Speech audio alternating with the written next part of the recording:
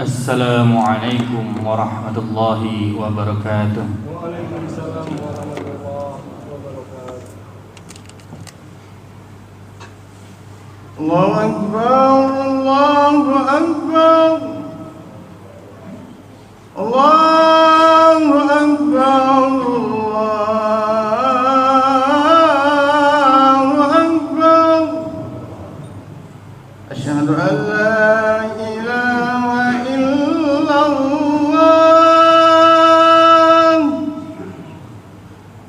أشهد أن لا إله إلا الله أشهد أن محمدا رسول الله أشهد أن محمدا رسول الله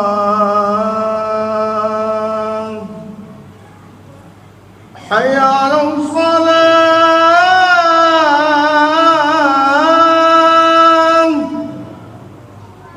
حي على الصلاة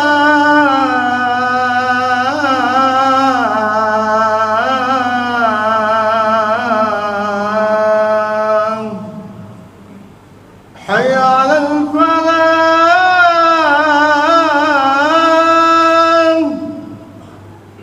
حي على الفلاح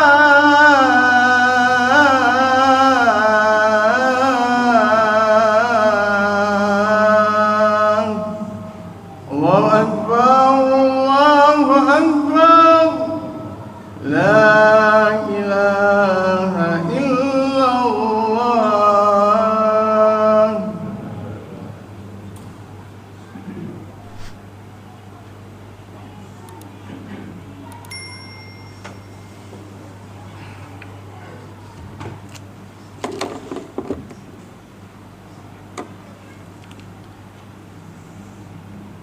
Innal hamdalillah nahmaduhu wa nasta'inuhu wa nastaghfiruh wa na'udzu billahi min shururi anfusina wa min sayyiati a'malina may yahdihillahu fala mudilla lahu wa may yudlilhu fala hadiya lahu. Ashhadu an la ilaha illallah wahdahu la syarika lahu wa ashhadu anna Muhammadan abduhu wa rasuluh. Allahumma salli wa sallim ala sayyidina Muhammadin wa ala alihi wa sahbihi ajma'in. Amma ba'du, fa ya ayyuhal hadirun, usikum wa nafsi bi taqwallahi wa ta'atihi la'allakum tuflihun. قال الله تعالى في كتابه الكريم أعوذ بالله من الشيطان الرجيم يا أيها الذين آمنوا اتقوا الله حق تقاته ولا تموتن إلا وأنتم مسلمون صدق الله العظيم. Ma'asyiral muslimin, sidang Jumat yang dirahmati Allah Subhanahu wa taala. Tiada kata yang pantas kita utarakan selain memanjatkan puja serta puji syukur kita kehadiran Allah Subhanahu wa taala atas limpahan nikmat dan karunia-Nya lah kita sama-sama bisa menghadiri panggilan Allah Subhanahu wa taala yang senantiasa menjadi kewajiban kita, yakni sebagai seorang muslim melaksanakan salat Jumat secara berjamaah. Mudah-mudahan apa yang akan kita laksanakan pada hari ini dan hari-hari berikutnya menjadi catatan amal ibadah, amal soleh kelak di hadapan Allah Subhanahu wa taala. Amin amin ya rabbal alamin. Ma'asyiral muslimin, sidang Jumat yang dirahmati Allah Subhanahu wa taala. Pada hari ini, pada kesempatan ini kita berada di hari yang dimuliakan Allah Subhanahu wa taala.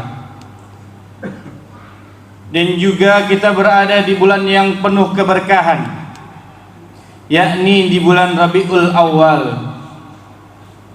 yang mana menurut riwayat di bulan inilah lahirnya uswatun hasanah,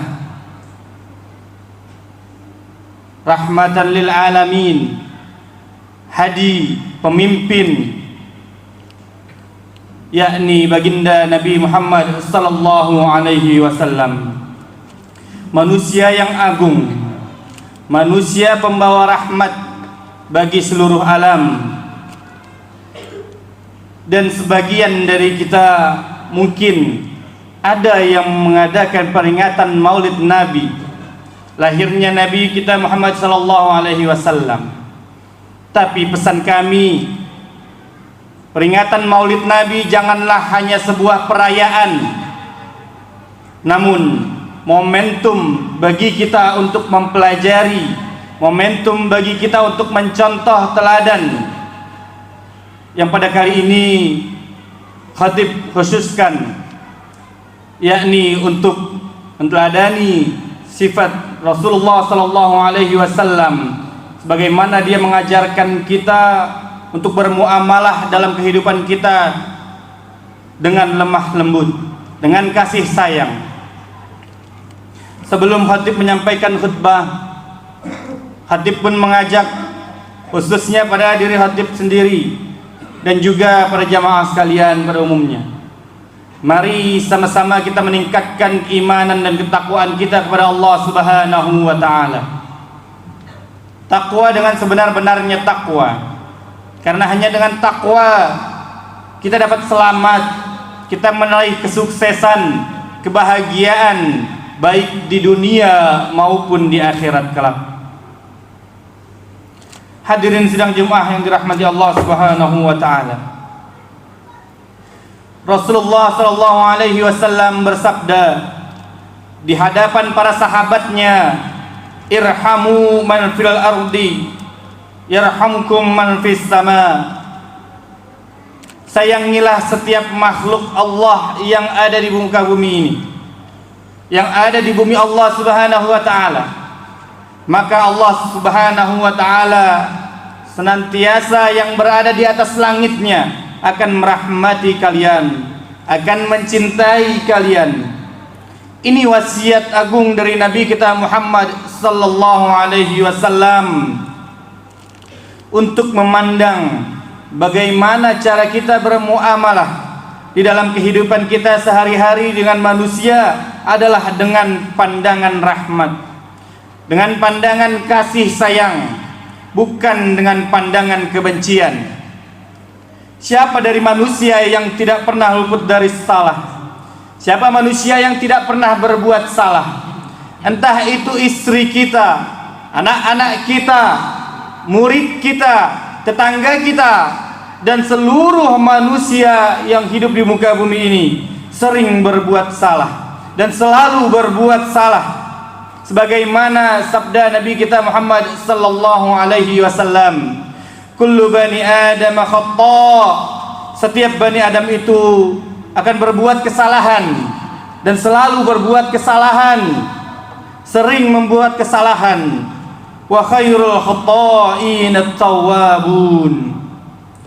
Tapi sebaik-baik yang berbuat salah adalah dia yang mau bertaubat kepada Allah Subhanahu wa taala.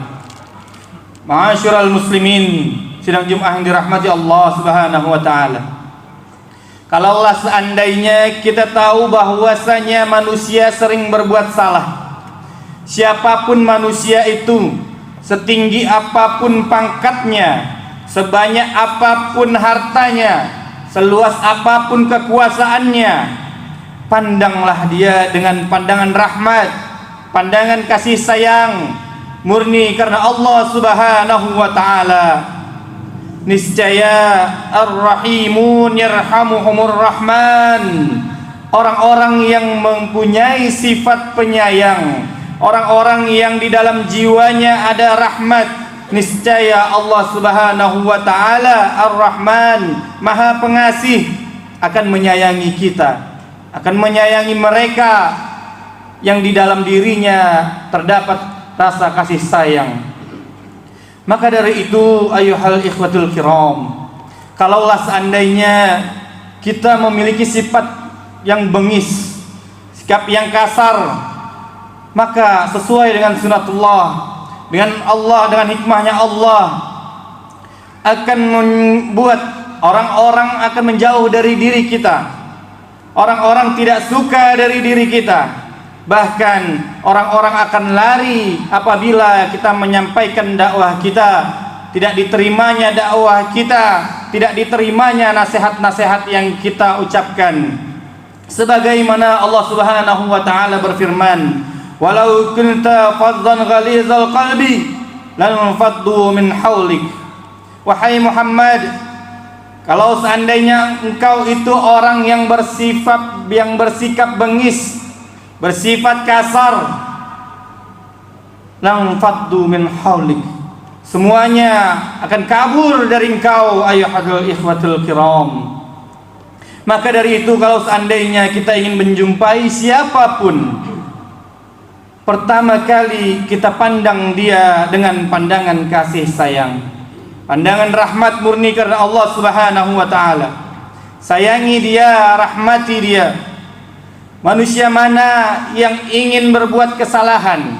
Manusia mana yang ingin selalu terjerumus dalam kesalahannya di waktu yang lama? Oleh karena itu ada sebagian orang yang mengatakan boleh kita memukul istri kita, karena disebutkan di dalam Al-Quran, wadribuhun, pukullah mereka.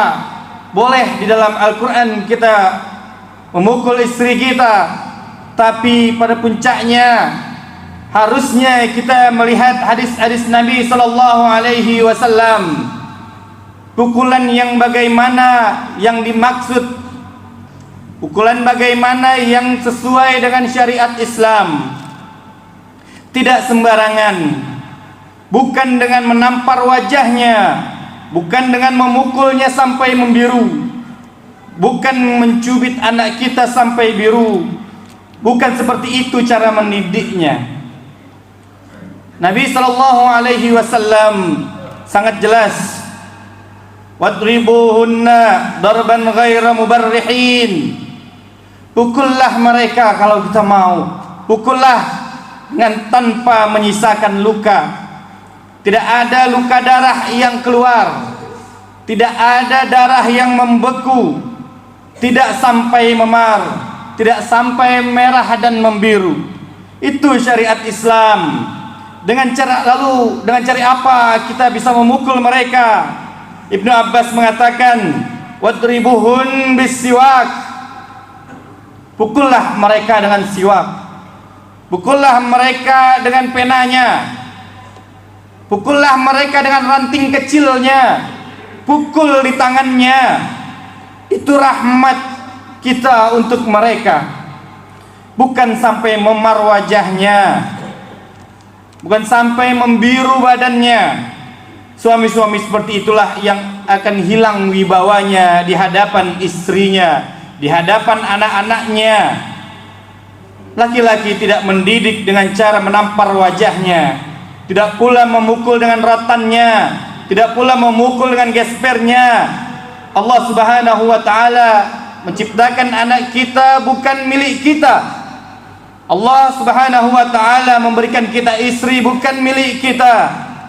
Lalu ayu haqqin, apa hak kita untuk memukul mereka? Maka dari itu jamaah yang dimuliakan Allah Subhanahu wa taala, sikap yang bengis ini tidak ada di dalam diri Nabi kita Muhammad sallallahu alaihi wasallam. Yang ada hanyalah sifat kasih sayang, rahmat. Dialah hadi, dialah pemimpin, dialah pembawa rahmat, pembawa kasih sayang untuk semua yang hidup di alam semesta ini.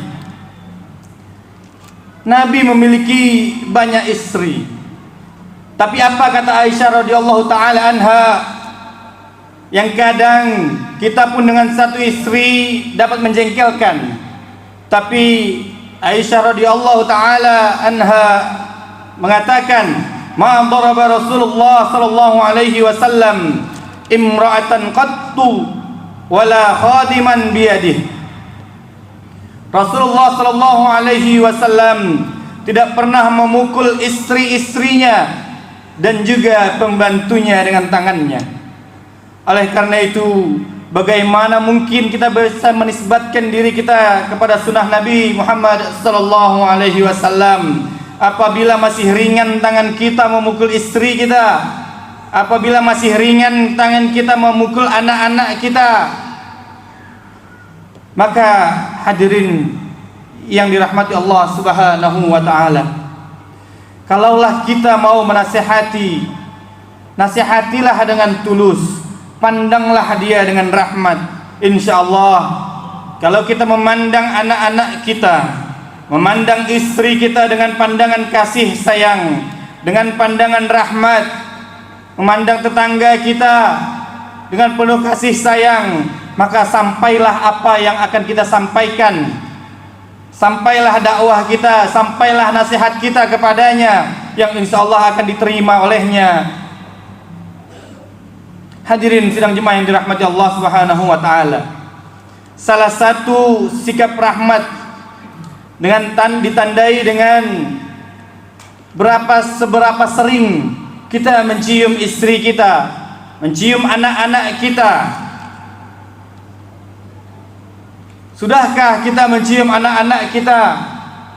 Ini hak mereka mendapatkan kasih sayang dari orang tuanya. Hak mereka mendapatkan sentuhan dari ayahnya. Kalaulah seandainya kita tidak pernah mencium mereka, apakah hati kita sudah sekeras batu? Sudah diangkatkah rasa kasih sayang dalam diri kita, di dalam hati kita? Dan ini pernah terjadi di zaman Nabi kita Muhammad sallallahu alaihi wasallam. Nabi sallallahu alaihi wasallam memiliki cucu Hasan dan Husain. Nabi sering mencium Hasan dan Husain.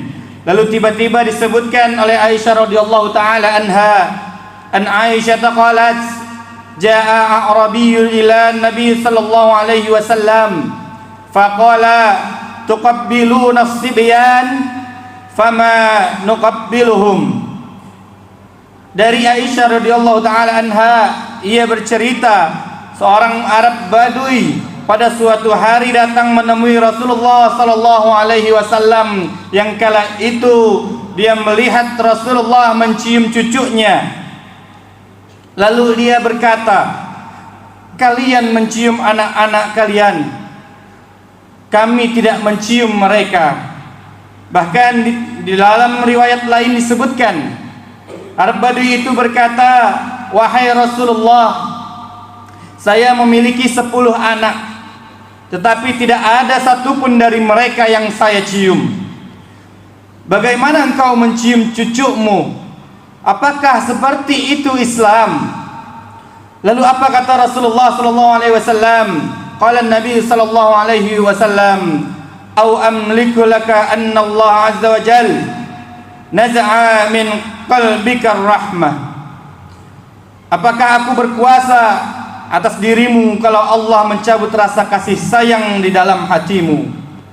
Oleh karena itu, jemaah yang dirahmati Allah Subhanahu wa taala, terkadang bukan karena apa-apa anak-anak kita, istri kita tidak menerima nasihat dari kita. Bisa jadi karena kita tidak pernah menunjukkan rasa kasih sayang terhadap mereka. Tidak pernah kita tunjukkan rasa cinta kita terhadap istri dan anak-anak kita. Bagaimana kasih sayang kita terhadap mereka? Sayangnya kita terhadap mereka, itu yang kadang kita butuh tunjukkan kepada mereka.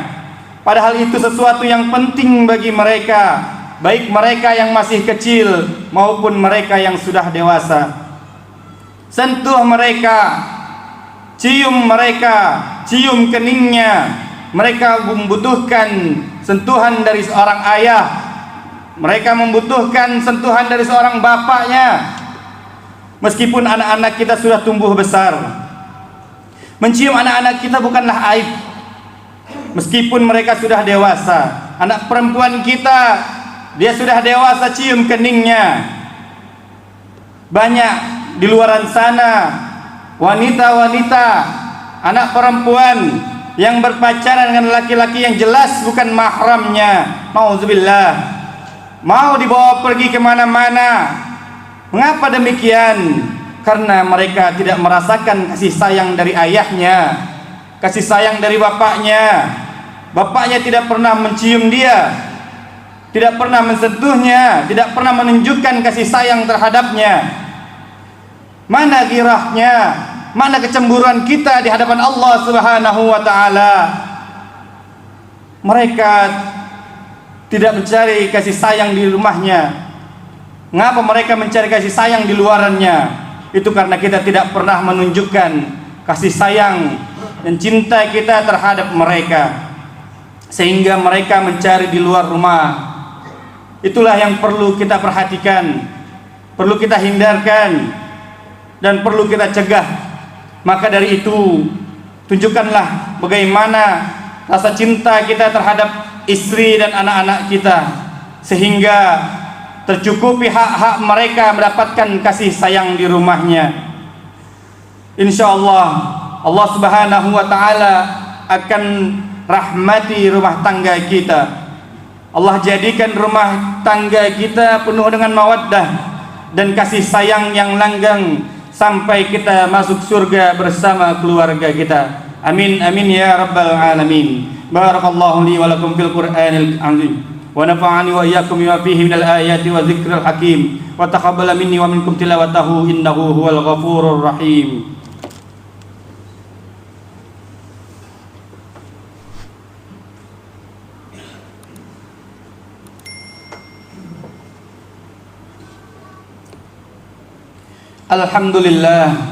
Alhamdulillahilladzi arsala rasulahu bil huda wa dinil haqq yuzhirahu 'ala dini kullihi walau karihal kafirun.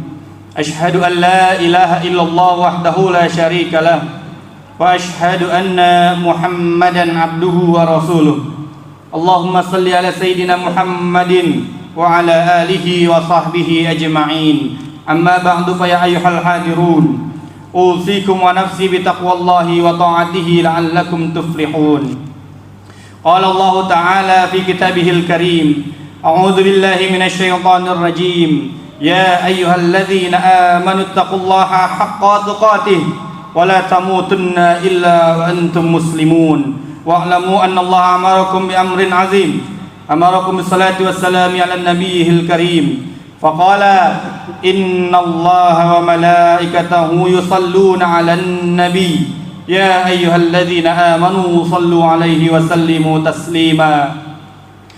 اللهم صل على سيدنا محمد وعلى آل محمد كما صليت على إبراهيم وعلى آل إبراهيم وبارك على محمد وعلى آل محمد كما باركت على إبراهيم وعلى آل إبراهيم إنك حميد مجيد وعلينا معهم برحمتك يا أرحم الراحمين. اللهم اغفر للمسلمين والمسلمات والمؤمنين والمؤمنات الأحياء منهم والأموات برحمتك يا أرحم الراحمين.